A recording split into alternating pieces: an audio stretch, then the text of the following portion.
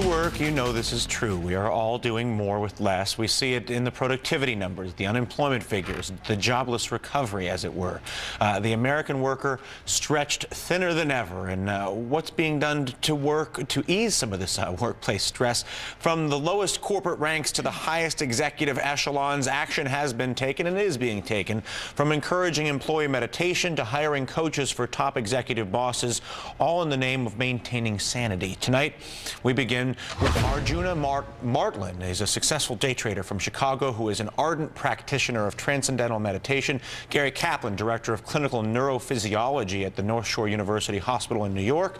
He started practicing transcendental meditation in the 70s and has studied the effects of TM on hypertension and hardening of the arteries. He says it works for both ailments. And then Phil Roosevelt, assistant managing editor of Barron's Magazine, where the story on stress and meditation appears this weekend. Of course, Becky Quick. And I will start with you, Arjuna, as the trader in the room. Tell us both how you meditate and how the meditation you think makes you better at what you do. Well, I practice transcendental meditation twice a day. And I would say the #1 benefit of TM is really just peace of mind. With the volatility of the markets and you know, the intensity of the profession, it's just nice to have that deep rest both morning and afternoon. And secondly, I think the main benefit is just allowing, as a trader, to have a more focused and clear mind.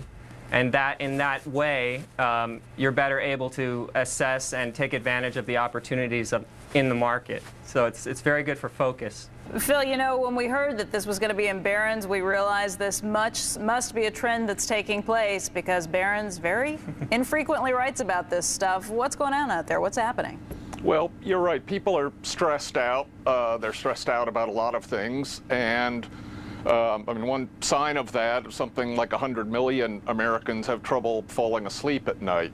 And when we looked at that, we were wondering, what are people doing to try to feel better, to sort of get more focused on the things that count in their lives. We found a Harvard Medical School study that showed that about 20% of Americans have turned to what are known as mind-body therapies generally, which could be yoga, meditation, visualization, hypnosis, things like that.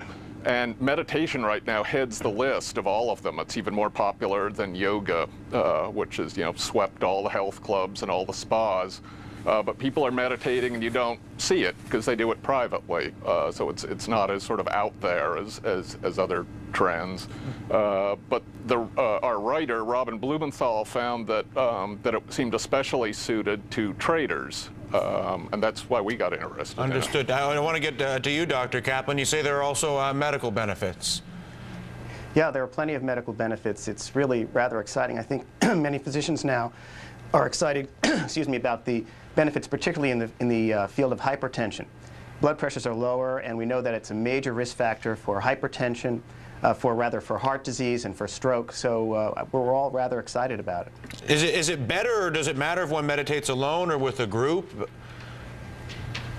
Well, it's great to meditate twice a day regularly, and most people do that alone. But the effect on the environment and the effect on the individual is even better meditating in a group. So there are larger groups practicing the TM technique in different areas around the country.